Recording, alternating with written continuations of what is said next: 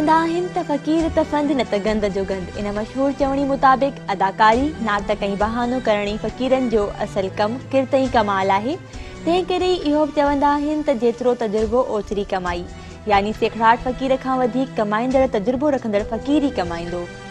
जॾहिं त ज़रूरतमंद घुर्बल अदाकारी वारे फंद खां ग़ैर वाक़िफ़ हूंदो त खेसि ख़ैरात ॾींदड़ बि दरगुज़र करे छॾींदा। पर हिन वक़्तु ज़रूरतमंद तोड़े अदाकार हड़ई फ़क़ीर पंहिंजे वसां हीला हलाईंदे नज़र अचनि था ऐं वक़्तु गुज़रण सां गॾोगॾु फ़क़ीरनि जे पिनण जा तरीक़ा बि मुख़्तलिफ़ थी विया आहिनि। के फ़क़ीर गाॾियुनि में चढ़ी करे पंहिंजूं मजबूरियूं ॿुधाइनि था, के पेट्रोल पंपनि ऐं ट्रैफ़िक सिग्नलनि ते बि मुख़्तलिफ़ नंढियूं नंढियूं शयूं विकिणण जी आड़ में पिननि था, त वरी के स्कूलनि जे ॿारनि खे इम्तिहान में कामयाबी जी दुआ ॾियनि था, त के वरी अस्पतालनि में मरीज़नि खे शिफ़ा जी दुआ ॾेई ख़ैरात घुरनि था। मतलब त हर फ़क़ीर ॿिए खां मुख़्तलिफ़ ऐं मुनफ़रिद अंदाज़ में पिनी पंहिंजी पुराई करण में लॻियल आहे। जॾहिं त शहर में बाज़ारुनि, मस्जिदुनि ऐं दुकानुनि ते रखियल ख़ैरात जा दॿा वरी महज़ब फ़क़ीरी अंदाज़ चवायो वञे थो ऐं इहो धंधो हर हंधि नज़र अचे थो।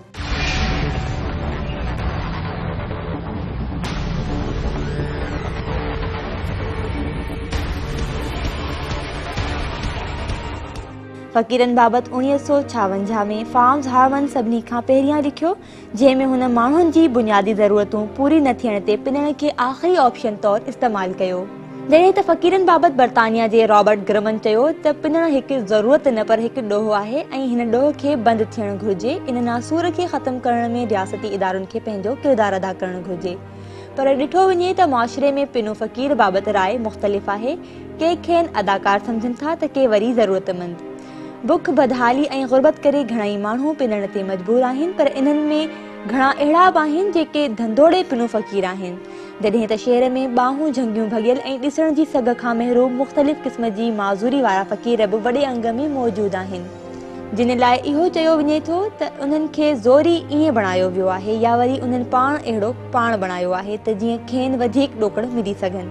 नौकरी कोन थी मिले और आखिर बच्चा ही टिश्यू पेपर विकणे, कोई पेंसिल विकणे, कोई माथे जी कंघी विकणे। हाणे नौकरी कोन आहे, अहिड़ी नौकरी कोन थी मिले का धंधो करे सुठो करे। ब्लड प्रेशर गिरियो, हथ पालिश थी वियो, पाउं ते पालिश थी वियो, अखियूं नज़र कम थी विया।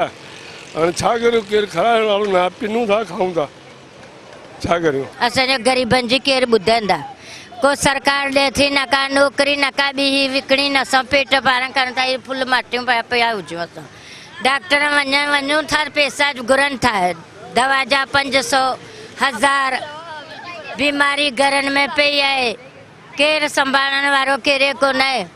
ॿारड़ा इन करे पिननि था की हाणे माउ पीउ बीमार आहिनि, पोड़ा थी विया आहिनि, तालीम कोन्हे उन्हनि जी बि कोन्हे, न को ॿियनि जी आहे। घर में जेके ॿाहिरि ॿिया आहिनि उहे बि कम जे लाइ माना रुलंदा आहिनि, सॼो ॾींहुं घुमंदा आहिनि, पोइ को अहिड़ो कमु कंदा आहिनि माना को टिश्यू पेपर को ॿियो, पोइ इन लाइ पोइ ॿार बि इहे कमु कंदा आहिनि, पिनंदा कंदा आहिनि, ॿार वॾा नंढा सभु इहे कमु कंदा आहिनि। पोइ ग़रीब माण्हू मज़दूरी ना छा कंदा।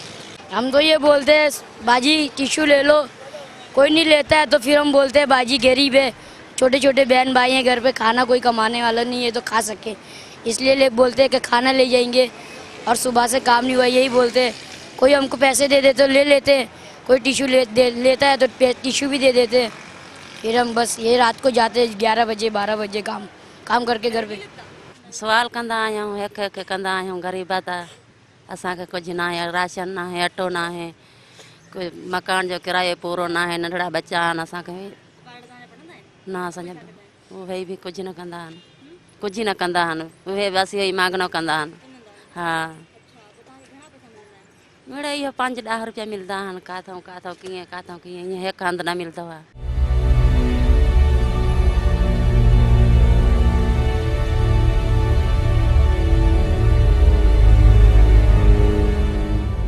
फ़क़ीर जिथे सवले तरीक़े सां घटि वक़्त में घणो कमाइण जो तरीक़ो सम्झी चुका आहिनि, उते ॾिठो वञे त हो इन धंधे खे पंहिंजे ख़ानदान में बि मुंतक़िल कनि था। हो पंहिंजे ॿारनि खे तालीम खां परे रखनि था ऐं खेनि बि पिनण वारे धंधे सां लॻाइनि था, जॾहिं त अवाम पिनण वारे धंधे में फ़क़ीरनि जो भरपूर साथ ॾेई रही आहे। पाकिस्तान में मुख़्तलिफ़ तरीक़नि सां 650 अरब रुपयनि जी ख़ैरात ॾिनी वेंदी आहे, जॾहिं त 78% पाकिस्तानी ख़ैरात ॾींदड़नि मां 69% पाकिस्तानी रोक रक़म जी सूरत में ख़ैरात ॾियनि था। जंहिंमें मस्जिद ऐं मदरसनि लाइ 74%, ग़रीब ऐं बेघर माण्हुनि लाइ 68%, ज़रूरतमंद माइटनि लाइ 54%, ग़रीब ॿारनि जी तालीम लाइ 14%, दहशतगर्दीअ खां मुतासिर माण्हुनि लाइ 8% ऐं इस्पताल लाइ 5% ख़ैरात ॾियनि था। सिंध जो राजधानी शहर कराची मुल्क जो हिकु अजगर शहर आहे जेको मुल्क जे हर हिसे मां ईंदड़ फ़क़ीरनि खे पंहिंजी हंज में जॻह ॾिए थो।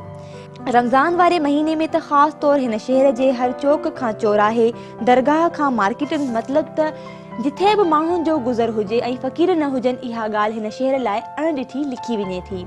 रमज़ान जे भलारे महीने में ख़ैरात सभ खां वधीक कई वेंदी आहे जेका 72% आहे, जॾहिं त आम महीननि में 53%, ईदनि जे मौक़नि ते 47%, मज़हबी त्योहारनि जी सूरत में 22%, कंहिं बि तकलीफ़ जे शिकार ख़ानदाननि लाइ 22%, मुहर्रमुल हराम जे पहिरीं ॾहाके में 16%, कुदरती आफ़तुनि जी सूरत में 15% ऐं ॿियनि कमनि लाइ 1% ख़ैरात कई वञे थी। फ़क़ीरनि खे पेट भरियो गुज़र मुख़्तलिफ़ क़िस्म जी ख़ैरात सां मुयसरु थिए थो, जंहिंमें सदको 76%, ख़ैरात 68%, ज़कात 64%, फितरो 63%, चंदो या फंड 45%, जानवरनि जो सदको 27%, अतियात या डोनेशन 19%, उशर ॾींदड़ माण्हुनि जो तनासुब 6% आहे। जॾहिं त 26% माण्हुनि जो ख़्यालु आहे त खेनि ख़बर ई नाहे त संदनि पैसनि जो छा कयो वेंदो आहे, पर इन बावजूदि हू पंहिंजे परवरदिगार जो राज़पो हासिल करण लाइ जेको सरी सघंदो आहे सो कंदा आहिनि, जंहिं ते खेनि ख़ुशी थींदी आहे। पर ॿिए पासे जिथे मुल्क जे माशी राजधानी कराचीअ में फ़क़ीरनि जा टोला ऐं टला गर्दिश कंदा रहनि था, उते ॾिठो वञे त केतिरे ई फ़क़ीरनि जूं ॾोहारी सरगर्मियुनि में बि मुलविस हुजण जूं रिपोर्टूं अची चुकियूं आहिनि। पर सरकार पारां खेनि हिकु ज़ाब्ते में रखण लाइ कख भञी ॿिटो न कयो वियो आहे, जंहिं करे फ़क़ीर जेके असल हक़दार आहिनि से बि आम माण्हू लाइ ॾोहारी अंसर जहिड़ा ई नज़र अचनि था ऐं आम माण्हू ज़रूरतमंद फ़क़ीर ऐं अदाकार में तिर जेतिरो फ़र्क़ु महसूसु करण लाइ बि तयारु न आहिनि। हाँ, माफिया है ये हमारे शहर कराची के अंदर, मगर जो असल हकदार हैं उनको ज़रूर उनका हक मिलना चाहिए और इसके अंदर 2 नंबर भी हैं, उनको जो है सोच समझ के देना चाहिए कि वो इसके हकदार हैं भी या नहीं। अगर हैं तो उनको ज़रूर देना चाहिए और नहीं तो अदरवाइज़ इनको बिल्कुल नहीं देना चाहिए। मैं तो ये सोच के देती हूँ कि मेरे घर के जो मसला जो होता है, घर में परेशानी होती है, ये सोच के देती हूँ, क्योंकि जो भिखारी आजकल चल रहा है, जो लोग हैं कि लोग कहते हैं कि गैंग वाले हैं या कुछ भी है, लेकिन मेरा दिल नहीं मानता, मेरा दिल साफ़ है, मैं दे देती हूँ उनको। हाँ बस, अब बाकी लोग मुझे कहते हैं कि मत दो, ये इनके मुस्तहक नहीं है, लेकिन मेरा दिल है तो मैं दे देती हूँ। हमारी गुजारिश है कि उनको नहीं देना चाहिए। बाकी जिसका ये देखो हक बंद है, गरीब है, लाचार है, माजूर है, उसको देने का हक है, वो हम देंगे। बाकी जिनका हक नहीं है उसको नहीं देना चाहिए। स्टेट अथॉरिटी के सामने तो कोई चीज़ नहीं है, कुछ भी करना चाहे, असेंबली मौजूद है, लेजिस्लेशन हो सकती है, सब कुछ हो सकता है, तो क्यों नहीं किया जाता है? कोई इनिशिएट तो ले ना। अब ये तो इतने ज़्यादा हो गए हैं कि आप कहीं किसी जगह भी आपको रोज़मर्रा ये एक्सपीरियंस होता होगा, आप फ्रूट ख़रीदें वहाँ जमा हो जाते हैं, 4 बच्चे आपके कपड़े खींचना शुरू कर देते हैं, किसी होटल पे जाए वहाँ ये सिलसिला शुरू हो जाता है। इतना तो दुनिया में कहीं और नहीं होता है, उसका एक तरीका होता है, लेकिन इतना नहीं है जितना ये पूरे पाकिस्तान का एक्सप्लोजन कराची में ही आके। गाड़ी इतने बढ़ गए हैं, देते हुए भी जो हमें सोचना पड़ता है किसको दें किसको नहीं दें, और हमारा फ़र्ज़ है कि हम जो सोचें कि ज़रूरतमंद को दें, किसी ऐसे को ना दें जो जिसने पेशा बनाया हुआ। भिखारियों के बारे में यही कहूँगा कि हमें भीख देते हुए इनको देखना चाहिए कि प्रोफेशनलिज्म से ना इनका ताल्लुक़ हो।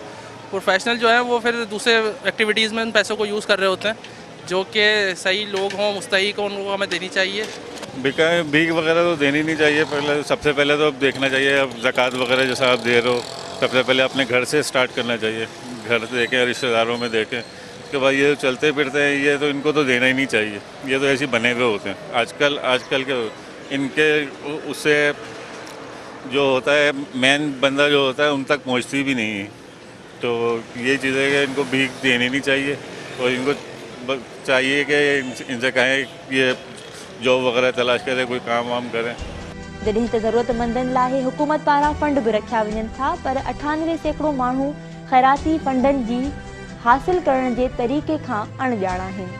हम अगर किसी भिखारी को भीख दे रहे हैं तो हम उसकी बिल्कुल वक्ती मदद कर रहे हैं, और हमें ये भी पता नहीं है कि वो वाकई भिखारी है या नहीं।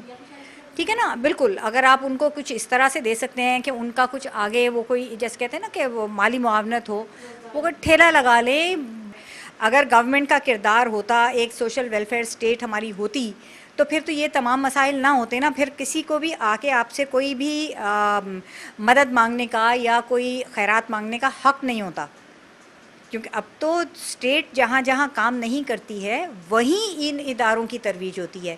जो आपके पास सोशल वेलफेयर स्टेट्स हैं दुनिया में, वहाँ आपको तो कोई NGOs नज़र नहीं आती, कोई तो ऐसी गैर सरकारी तंजीमें नज़र नहीं आती जो कि लोगों से मदद लेके और आगे लोगों की मदद करने का वादा करती हैं। वहाँ पे वो रियासत वो काम कर रही होती है ना। हमारे यहाँ क्यों है? देखिए, उसका नुकसान ये होता है कि रियासत अपने काम से बरी ज़िम्मा हो जाती है। देखें, एक अवेयरनेस का यही तरीका है कि मैं अगर आपसे बात कर रही हूँ, मुझे उम्मीद है कि आप ये बात आगे लेके जाएंगी, इसी तरह से आप दूसरे लोगों से भी बात करेंगी। हो सकता है मेरी इस राय के बिल्कुल मुखालिफ एक राय हो, उनको भी हक़ है अपनी राय के इजहार का, लेकिन बात यह है कि दोनों चीज़ें आवाम के सामने आप पेश तो कीजिए, आवाम को अपनी राय बनाने का मौका तो दीजिए। वो दोनों चीज़ों को अपने तौर पे परखें और जो चीज़ उनके दिल को ठुकती है उस चीज़ को वो माने, क्योंकि बेदरेक देने का ज़माना मेरे ख्याल में अब ख़त्म हो गया है। सिंध TV न्यूज़ सां ॻाल्हाईंदे ज़कात ऐं उशर जे चेयरमैन चयो त मुल्क में ग़ुर्बत जी वाद सबबु पिनू फ़क़ीर वधिया आहिनि।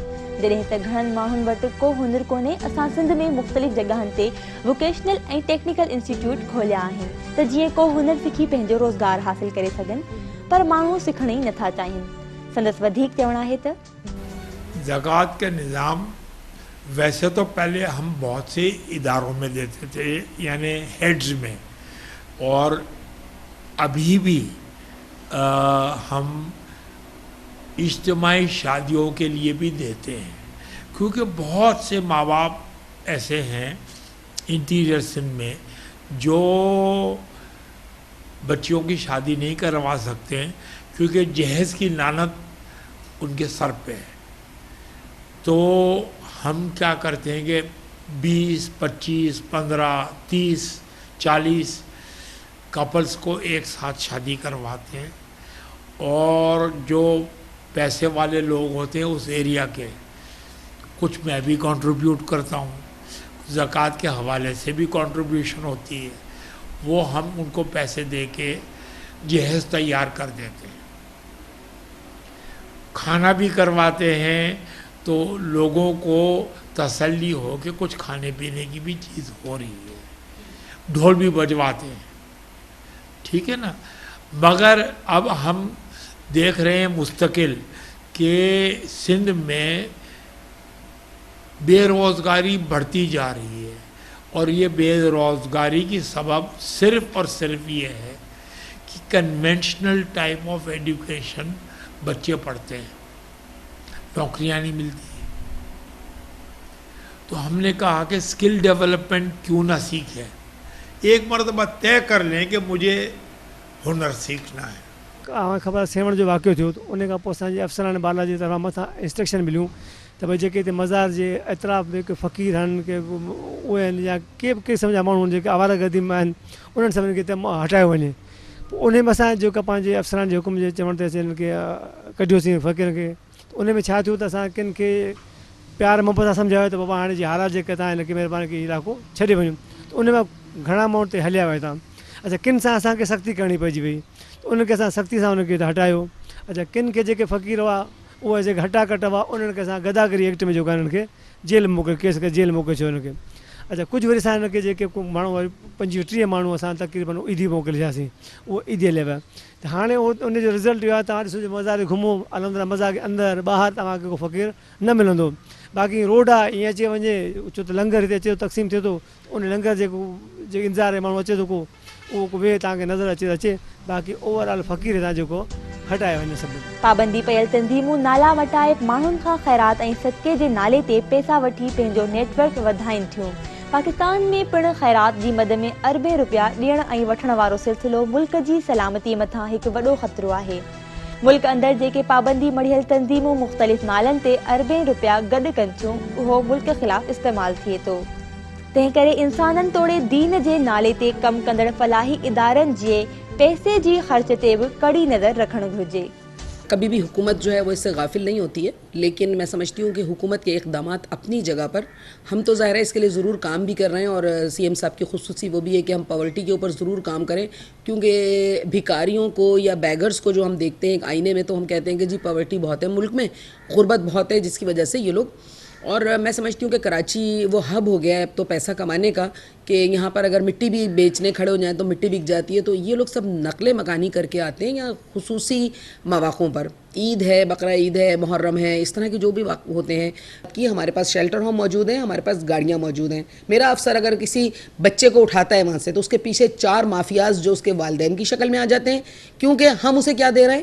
صرف تعلیم دے رہے ہیں، ہم اسے 2 وقت کا کھانا دے رہے ہیں اور اسے شیلٹر دے رہے ہیں، لیکن وہ 1000 2000 3000 روپے روز جو کما رہا ہے وہ روڈ پہ کھڑا ہو کے وہ گورنمنٹ آف سندھ نہیں دے سکتی، کیونکہ ہمارے پاس اتنے وسائل نہیں ہیں کہ ہم انہیں دیں. جو ان کا رائٹ ہے وہ ہم دے رہے ہیں، ہم انہیں تعلیم بھی مہیا کر رہے ہیں، ہم انہیں کھانا بھی مہیا کر رہے ہیں. اب اس کے لیے پولیس کو بہت ایکٹیو رول ادا کرنا پڑے گا، لا اینڈ انفورسمنٹ ایجنسیز جو ہیں ان کو اپنا رول ادا کرنا پڑے گا. گداگری جو ایک لعنت ہے، مذہبی اعتبار سے بھی لعنت ہے اور انسانیت کے حوالے سے بھی، تو ہم مل کے کام کریں گے، میڈیا، ہم، حکومت، عام لوگ، تو ہی کام بنے گا. کسی ایک کی ذمہ داری نہیں ہے اس کو ختم کرنا، کیونکہ نہ تو چیف منسٹر صاحب 10 روپے دے رہے ہیں روڈ پہ رک کے، اور نہ ہی کوئی اور دے رہا ہے، ہم ہی دے رہے ہیں نا، آپ اور میں دے رہے ہیں. اگر ہم نہیں دیں گے تو یہ خود بخود گداگری ختم ہو جائے گی. हिन वक़्तु घुर्ज इन ॻाल्हि जी आहे त ख़ैराती इदारनि खे मिलंदड़ ख़ैरात ग़लति हथनि में वञण खां अॻु रोकथाम लाइ विफ़ाक़, सूबाई सरकार ऐं इदारनि खे इन अमल जी शफ़ाफ़ियत खे यक़ीनी बणाइण में पंहिंजो किरदारु अदा करणु घुरिजे. ख़ैरात ॾींदड़ हर माण्हू खे हाणे सोचणो पवंदो ऐं इहो ॾिसणो पवंदो त जेका ख़ैरात ॾिजे थी उहा मुस्तहिक़ ताईं पहुचे थी या न. इन सिलसिले में मुआशिरे में शऊर उजागर करण लाइ सभिनी खे मिली करे कमु करणो पवंदो. गॾोगॾु घुर्ज इन ॻाल्हि जी आहे त फ़क़ीरनि खे हुनरमंद बणाए इन पिनण वारे किर्त ऐं कम मां खेनि निजात ॾियारे मुआशिरे जो काराइतो शहरी बणायो वञे त जीअं हू ज़िंदगी ख़ुशहाल गुज़ारे सघनि ऐं समाजी तरक़ीअ में पंहिंजो भरपूर किरदारु निभाए सघनि.